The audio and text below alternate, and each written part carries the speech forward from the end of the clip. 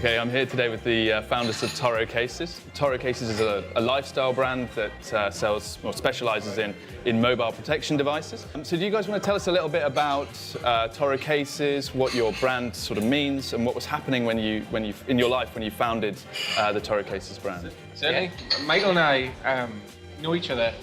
We joined the police force back in 2002. We joined on the same day. Remained friends throughout our careers. Joined the CID together, so we're in quite close contact in the city centre, and we really shared a passion for the Apple revolution, where smartphones blew up, everybody was getting into it, it was changing lives.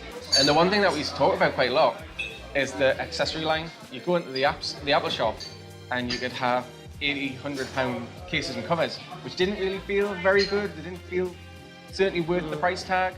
Or you'd walk out, and even the one here in Newcastle, there's a little stand there where you can buy something for £4 or £5. Alternatively, you could go to Hugo Boss, Paul Smith, some of the big brands who stamp their name on it, put it out, it's £150, but just didn't feel worth it. And we both had very modest levels of disposable income. I think we were very much in the middle in terms of lifestyle, what you want, what you spend your money on, and we wanted to get something nice for our iPhones. We had a conversation whereby we looked at making something ourselves. It wasn't intended to be a big business venture. It was literally trying to make something that would fit into our lifestyles, that was well made, used nice materials, but wasn't going to burst the bank. So that's how TORRO was born. In fact, in this coffee shop, we're next to the Crown Court here in Newcastle.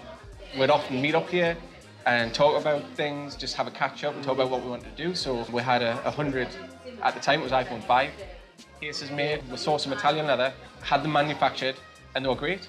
And at the time it was something that we could put out for around the £20–25 mark, give some to friends and family, they loved them. And again, we always believed if we wanted something and we were very much in the middle, then that would mean that there's lots of other people out there very similar to us who are like-minded, like the same type of things. So we just put the rest up for sale on eBay. Sold within a week. Wow. We reinvested the money into more, and then it became a bit of a hobby sideline business that we thought, there could be something in this. I remember there was a day we were sat in this coffee shop, and I think Billy, you'd been at Crown Court, and it was before we made our first order of products, and I'd ordered some rival products off the internet so we could compare them and we could look through them and go, how can we make these better? And we sat at the table here and we basically pulled these products to pieces and said, right, well, that's not very good. And that's sort of the gradual process of designing the original product started through sort of looking at what everyone else was doing and just trying to do it better.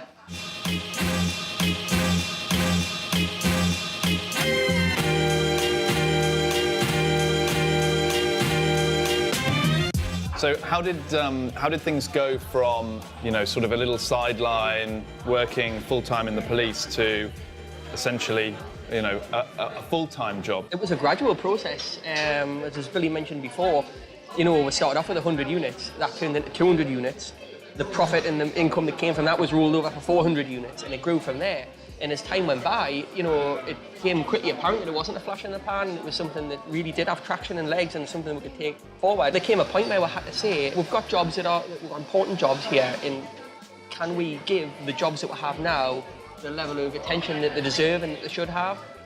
Or do we need to make a decision to either drop TORRO or drop working for the police? And the decision we made was, well, you only get one chance, and let's go for it, and let's go for it full time. I think some of the learning that comes out of it as well, if you haven't had a formal business education, which we hadn't, it was all built on intuitive decisions, you learn from other entrepreneurs. And both of us have an avid interest in reading, watching documentaries about, or listening to podcasts about how other people have created businesses. For that part of our journey, we very much took the lead of someone like Jeff Bezos at Amazon. Amazon never turned a profit for many, many years. And the reason was every penny they earned was reinvested into growth. It was an advantage to be able to do that because we were already employed anyway, so we had an income coming in. So when you can reinvest every penny of your turnover back into the company to grow, you can grow your company a lot quicker. And that was what allowed us to be able to grow the company within 12 to 18 months to a point where we could leave. We could have very easily have had a scenario whereby we had decent jobs, we enjoyed our jobs, we were good at it,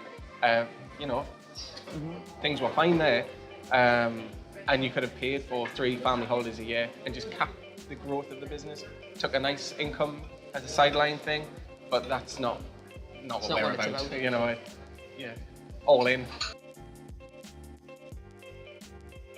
Is there a particular entrepreneur that inspires you, or an autobiography that you've read that you found particularly applicable to your own journey?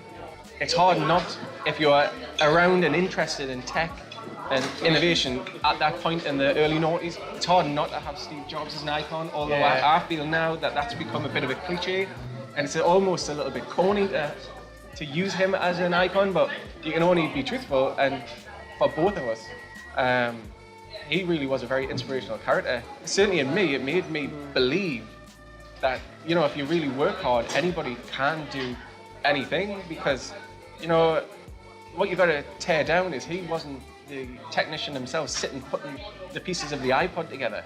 But what he did is inspire and assemble a great team of people who can do that.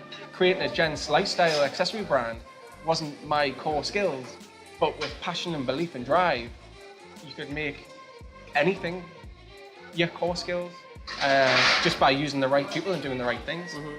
I think anybody who comes from that sort of internet generation of the last sort of 10 to 15 years who's grown these big multinational companies, you know, like Google, their story's very similar in a lot of ways to the Apple story and the Facebook story, rather. They're very connected, and, you know, they're all people who started something from a small idea that they developed into something that's grown very big very quickly because they've had passion for what they do, and they've had the belief in what they're doing, and what they're doing is the right thing to do. And the Steve Jobs, he was a guy who had vision in the product, and it was all about the product. That's what it's about. It's about making good quality products, isn't it? And then your business will go from there. So was there a tipping point when you realised that there was a real gap in the market for your product, and essentially there was a very promising future for TORRO cases? And the big step was when we moved on Amazon, wasn't it? Well, yeah, I think it was a case of we then did start using some of our core skills and looking around at what is the most conducive method. We now know we've got a brand that people like. Feedback's been excellent. People like the price, they like the quality, they like the design, they're buying into the brand and what the brand's about. Because the whole ethos was always and still is that we make products that we want to use, therefore they're made with care, passion, attention to detail.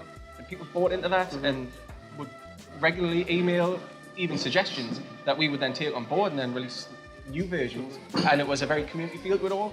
So when we started to look at how do we then take this message, this product in a little jar and then unleash it to the world, what's the best way to do it? And at that point, Amazon was exploding all over the place in terms of their fulfillment methods. So we partnered with them initially. And when you talk about tipping points, it was more of an opening of the eyes and a realization that, you know, 70 million people in the UK, work out how many have got smartphones, how many are in the market for cases and covers, and then where we fit in, you're talking like 0.1% of the market, and you've got a huge market, particularly for a small startup. And then what Amazon enabled you to do is then spread that and copy that mold around the EU and then around the world in terms of how their fulfillment solutions work. And then we use Shopify as our website to really use that as an advert to try and articulate and portray the brand exactly how it is in our heads. And that was a way for us, because you can't really do it on Amazon. It's a more sterile marketplace. Yes.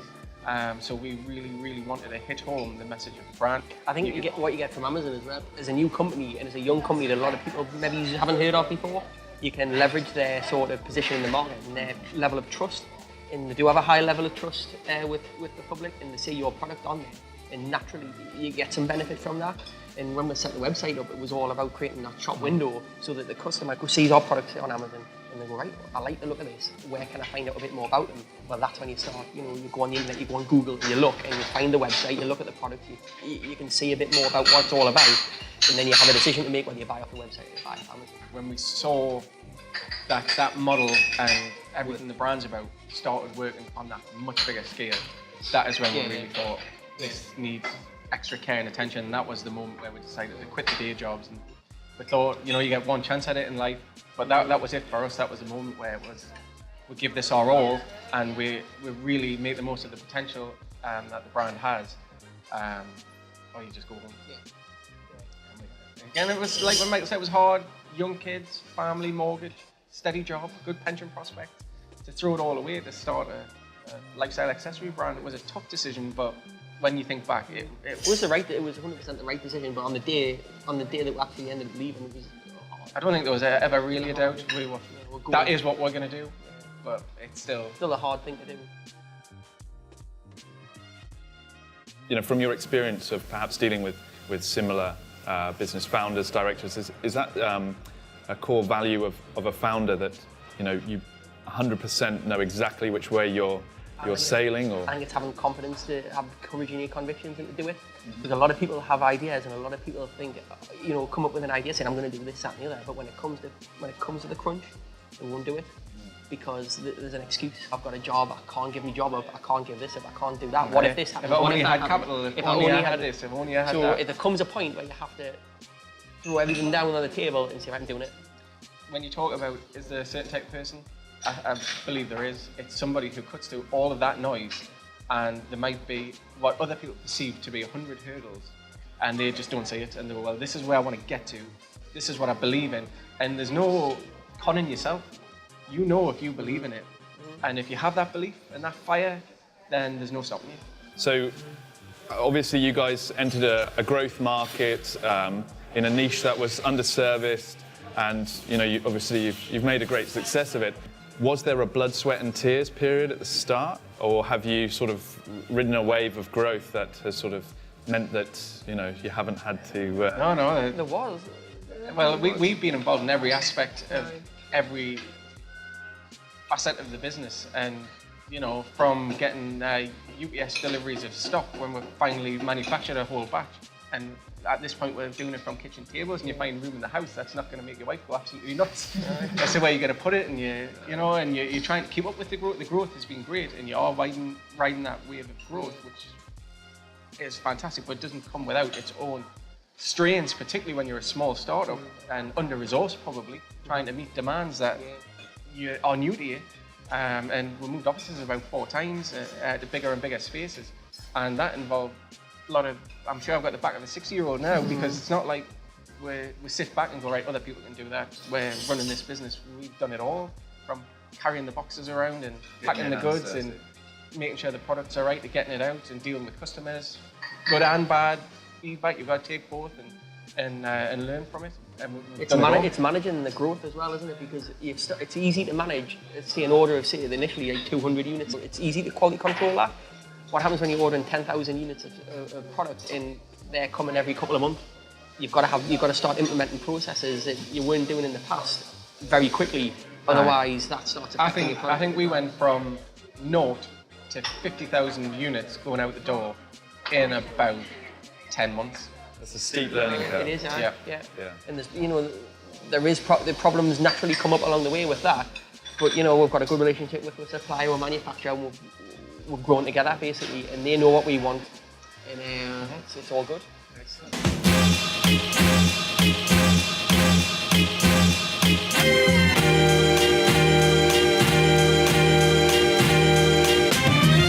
In terms of your previous work in the police, has that had a big role in sort of inspiring how the business works now, and sort of, is there lessons you've learned from your time there that... Yeah. I think anything that anybody does in life is an opportunity to learn, and you pick up from everything that's around. As long as you've got your eyes open and you're always looking around, you're always going to learn.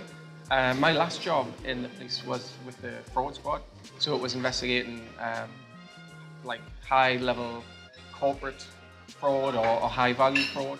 And one thing I learned from that, which stayed with me into business and always will, is not ever allowing you to get ahead of yourself on a personal level. A lot of the businesses that ended up across my desk generally didn't start out as you would imagine fraud being, a group of little scammers devising a little plot to how they're going to rip people off out of money. It was generally good businesses and people with normal, genuine backgrounds who whose businesses started to fail, or they weren't hitting profit targets, margins weren't there, and when times were good, they'd adapted their lifestyle to the good times, if it was always going to be like that. Kids in the private school, big car, nice big house, and they played up to that sort of reputation. So when things started going down, rather than lose face and lose the lifestyle, they started to look to cut corners in the business. So we've always very much been of the mindset of, like I said at the start, we make products that are for the average guy in the street who has good honest wage, works hard, likes nice things, but doesn't want to spend £200 on a Hugo Boss version of that nice thing. And in order to make sure that we're always making products that we want ourselves, we've always been very conscious of we never want to be any different to the people we were when we left the police to grow the company. So it's always been a case of let the business grow and flourish, reinvest, like we said before, the Amazon model, and make sure that we very much live the same lifestyle that we always have done. That was a tipping point that you mentioned tipping points before, but that's one of the things that we set as a benchmark for us. It was, can we operate this business and take a comparable salary to what we had before, and the business still have room for growth? And that's the line that we set ourselves. And I think as long as you always have that mindset of the business comes first, and it's about the health of the business first, then they're good foundations to you can't go far wrong. To keep the business healthy. Yeah. I think you've got to be willing to change, definitely, and willing to alter your business. And you don't want to become irrelevant in the marketplace. So if you've got, but that's about you keeping on top of the trends and what's going on within your chosen niche. Fashion changes very quickly, and mobile tech, particularly mobile devices, change so rapidly. I think I can't remember if it's a 5-5-5 or a 3-3, but if you apply sort of look 3 days ahead, look 3 months ahead, look 3 years ahead, and always have those in your mind. What you're doing now, what you're doing in the near future, and what you got planned for the future, and that'll change. You can, as long as you keep doing that. With the caveat of you're willing to change everything tomorrow. Yeah. I think that's a great mantra. But do you have any sort of core principles that you work by in the business? I think when all this started off, when we first designed the original product, it was all about doing something better than what was already there. And I think that is a very important mantra that we both have that's led to the success that we've had so far. Just do something better than what other people are doing, and give them something that they want, and make it better than what other people have got. And that's something that, like Richard Branson does with his businesses. He provides better, he makes better trains, provides a better train service, allegedly. better airline, that's what he's built his brand and Virgin brand about. And I'm not saying we're the Virgin brand, but that ethos that he's used there, a great deal of success is something that you can apply across any business. Just do better than everybody else. I think for me, and this isn't a quote from me, it's attributed to Phil Knight, who started Knight, and in his book he talks about it being okay to fail and okay to give up, as long as you never stop.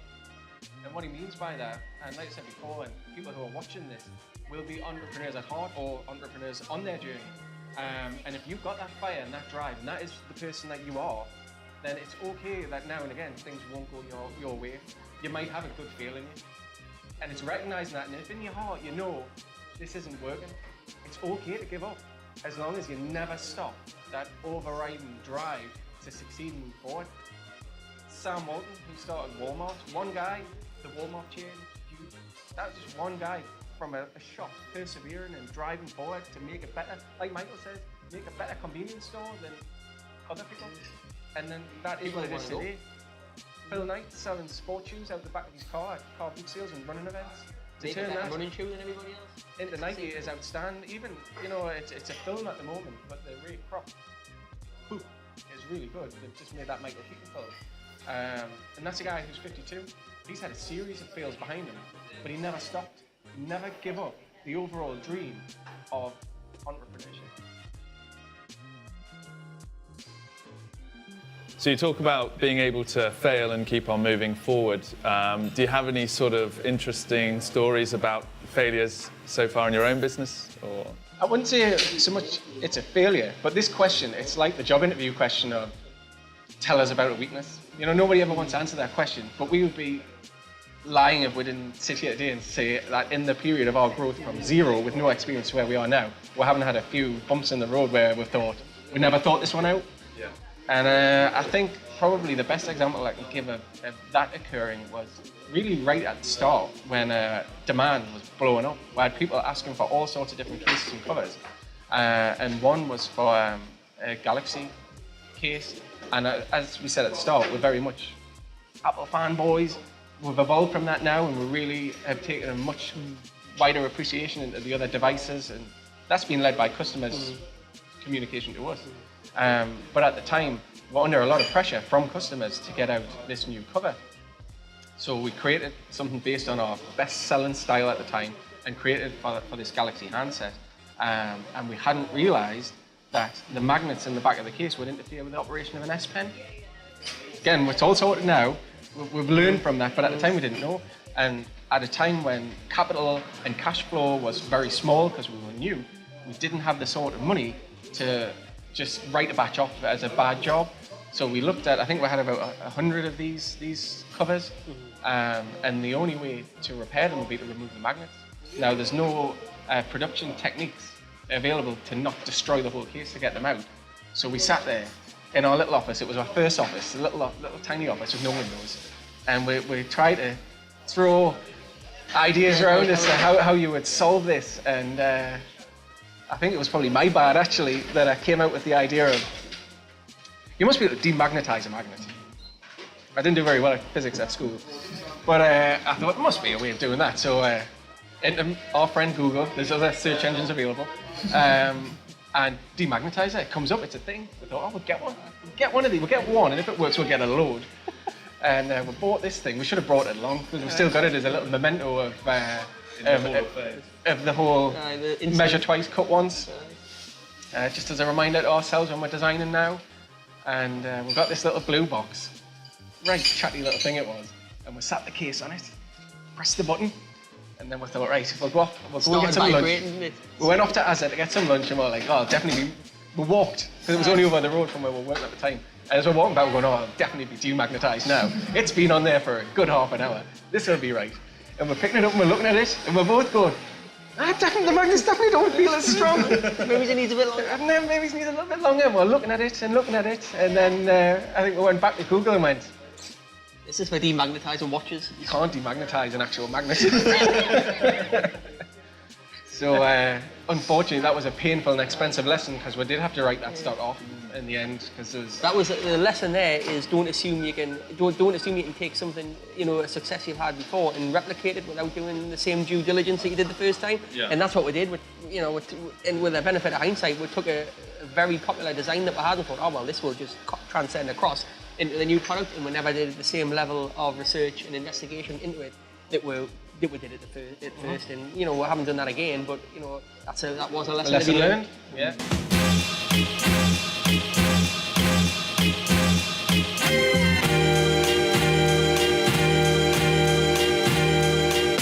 So, give me a glimpse into your lives now. What's new and sort of what direction is TORRO going in now? In terms of moving forward, it's all about expansion. It's all about moving on and taking what we've done so far and taking it to the next level. So we're currently retailing Europe. We're selling Europe now. It's about expanding on that. We've got Gemma who does with translations and things like that, about making that better.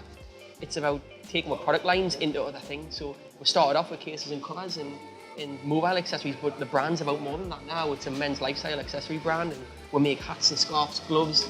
We make notebook covers. We make laptop bags, sunglasses cases, umbrellas. It's about developing the brand. And it's very much customer-led. Yeah. With it being an accessory brand, people have, and a lot of people like to keep things in line and to match. So we get often requests from customers who say, I've got this, I've got the notebook cover, I've got the iPad cover, I want a belt. The belts and sunglasses cases are testimony to that. They've come from customer requests. And that helps us grow the whole product line. But when you talk about what's changed day-to-day basis, not much. Like we said at the start, we'll live very similar lifestyles that we always have done. We go to work 5 days a week and then work at the weekends on our laptops the way we always have done. But then the past 6 months, like Michael has alluded to, has been a real period of consolidation for us because we don't want to make any mistakes. We could have continued the growth, just got carried away. However, we believe that the right thing to do would be to put a foot on the ball, have a look around, see where we're at, see where we could potentially get hurt, see where we could probably tighten up a little bit on a processor's point of view, get that sorted, which we have done with the office and the team that we've got now. They sort of run themselves a little bit, which free us up a bit to do what we did when we very first started the company. And we're looking to expand in Australia next year, which would be a big move for us. Continue European and growth in the States. There's all sorts going on. It's a case of trying to keep up, but making sure the ship's steady as well. It's exciting stuff. Fantastic. So within 5 years, will I be walking into TORRO shops on the high street, or is that still sort of... It's hard to say because I don't believe that we've even scratched the surface of the online market. And we have customers getting in touch from all over the world saying, I want a TORRO product. How do I get it? And obviously online is the easiest way to reach people and the most efficient way of getting product to customers. Like say never. But whether we can expedite that growth to get there in 5 years is the plan. That's what we'd like to do. But at the same time, the community of TORRO customers is most important. Do you feel that that entrepreneurs need to have no life, so to speak, i.e. give everything 24/7 to the business, or sort of do you manage to have a family, have a social life and run a business? Switching off. You can separate the two off, but you never switch off, as you would in a conventional job where you go home and that's it. On Monday morning, you can't do that. But you have to find the balance where you have a bit of time to yourself, but that's to say you haven't switched off. I find it's not forced, and you might come across entrepreneurs who, for effect, will say, "Oh, you've got to work 24/7. I'm always working," and they say it for appreciation to go, "Oh, he works so hard to sort that business out." Where for me, it's just life. Get up in the morning, and of course, I'm naturally thinking about what I'm going to do that day, what problems are occurring in the business, or what exciting things are happening in the business. And then I work all day, and then I think about it when I'm sitting at home. Then I go to bed and dream about it. And none of that is forced, it comes naturally. Doesn't feel like work in the conventional sense. Why Newcastle and the Northeast as a place to run your business? I think it's the best place in the country, personally. I think it's certainly the most underrated, it's probably one of the best kept secrets for businesses. You know, if our business was operating out of London, even in terms of getting staff, we have a plethora of really good people up here in the Northeast. There's so much untapped potential. Definitely. The standard of living's better. Even from a running cost point of view, if we were running this business any further south, it would probably be prohibitively expensive compared to where we are here, which again encourages growth. So I think there's a lot of opportunity for entrepreneurship and new foundation of companies here in the Northeast. And there's also a really good network of entrepreneurs because it's such a small city, in comparison to the likes of London, that if you get involved in business, you'll meet people, and people are friendly up here. You'll be connected to other entrepreneurs very easily. And before you know it, you'll have a network of really good people who are doing really good things, which is inspirational and also very valuable. Excellent. So, Billy, Mike, thanks so much for talking to us today. It's been fantastic, and certainly there's a huge amount to learn from your journey. I look forward with bated breath to see how you guys sort of go over the next few years, and I'm looking forward to going into the first ever TORRO shop. So, thank you very much. Mike, Pleasure. pleasure. Good.